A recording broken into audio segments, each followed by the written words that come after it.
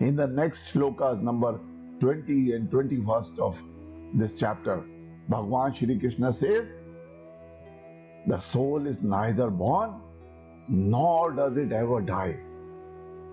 The soul is unborn. It is eternal, immortal, and ageless. It is not destroyed when the body is destroyed. Lord Shri Krishna provides two additional qualities of the eternal essence here. The first quality is that it is birthless. It is logical that it should be birthless. Otherwise, it could not be eternal or it could not be timeless. And since it is birthless, it would have always existed, and therefore it is eternal. The message of Bhagwan Shree Krishna is very clear. The purpose of life is to attain the right knowledge, to understand this innate quality of the soul, and to discover our own true self. Knowing our true self is really called enlightenment.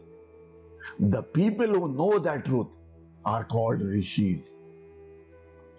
How many times we have heard people say, be your true self, be your authentic self.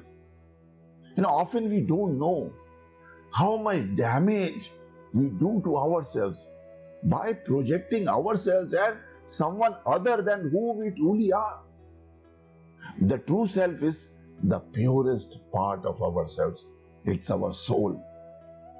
When we forget that we are the same one consciousness, when we perceive ourselves as separate from everything else, all problems start arising in our lives.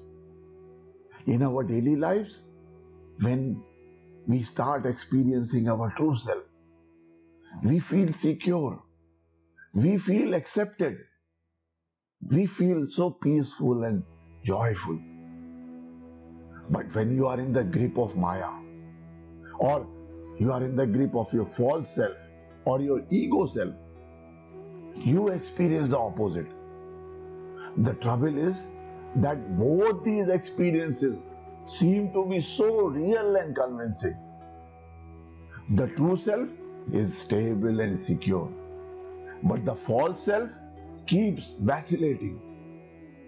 The true self is driven by a deep sense of truth, but the false self is driven by your ego.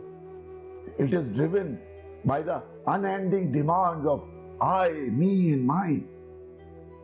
The true self is always at peace, but the false self is always fearful and gets easily agitated and disturbed. The true self is an ocean of unconditional love, but the false self always seeks approval and love from others. It seeks happiness in the outside material things.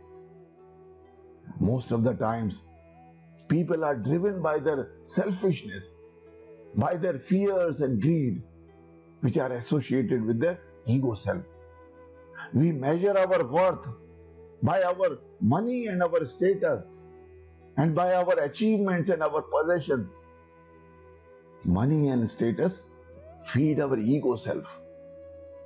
Once you begin to recognize the qualities of the true self, your life will begin to transform.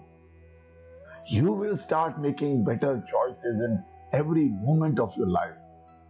For the wise men who have understood this concept of this one divine consciousness, there exists no duality. For them, everything is an interconnected web of consciousness. We are all essentially the part of that one supreme reality called Parabrahm.